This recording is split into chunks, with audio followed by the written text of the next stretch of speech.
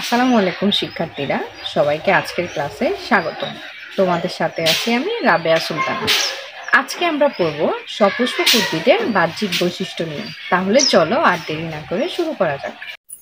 সপুষ্পক উদ্ভিদের বাহ্যিক বৈশিষ্ট্য। বাহ্যিক বৈশিষ্ট্য জানার আগে চলো জেনে নেওয়া যাক সপুষ্পক উদ্ভিদ কি। যেসব উদ্ভিদের ফুল এবং ফল হয় তাদেরকে আমরা সপুষ্পক উদ্ভিদ বলি। একটা সপুষ্পক উদ্ভিদের বিভিন্ন অংশ: মূল, কাণ্ড, পাতা, ফুল, ফল।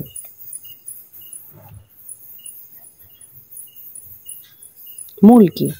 উদ্ভিদের পর্বমধ্য অগ্রমুকুলবিহীন অংশই হলো মূল, অর্থাৎ উদ্ভিদের মাটির নিচের অংশই হলো মূল। উদ্ভিদ মূলের সাহায্যে পানি শোষণ করে। কাণ্ড কি? প্রধান মূলের সাথে লাগানো মাটির উপরে উদ্ভিদের অংশটি হলো কাণ্ড। কাণ্ডের গায়ে পর্বমধ্য থাকে।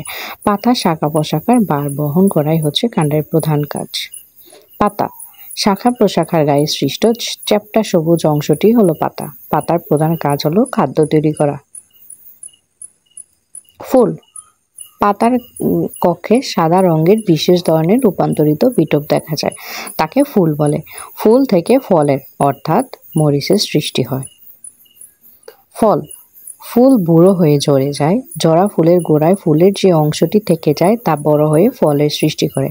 গর্ভাশয় বড় হয়ে ফলে পরিণত হয়। মরিচ গাছের ফলই হলো মরিচ। শিক্ষার্থীরা, আমরা এখন একটা মরিচ গাছ থেকে তার কাণ্ড, ফুল, ফল শনাক্ত করার চেষ্টা করব। মরিচ গাছের মূল, যেটা হচ্ছে মাটির নিচে অবস্থিত, এজন্য আমরা দেখতে পাচ্ছি না।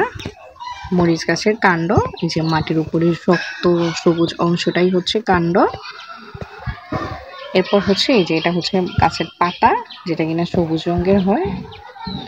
মরিচ গাছের ফুল, এই যে এটা হচ্ছে ফুল, সাদা রঙের মরিচ ফুল। এরপরে এটা হচ্ছে ফল, অর্থাৎ মরিচ গাছের ফল হচ্ছে মরিচ।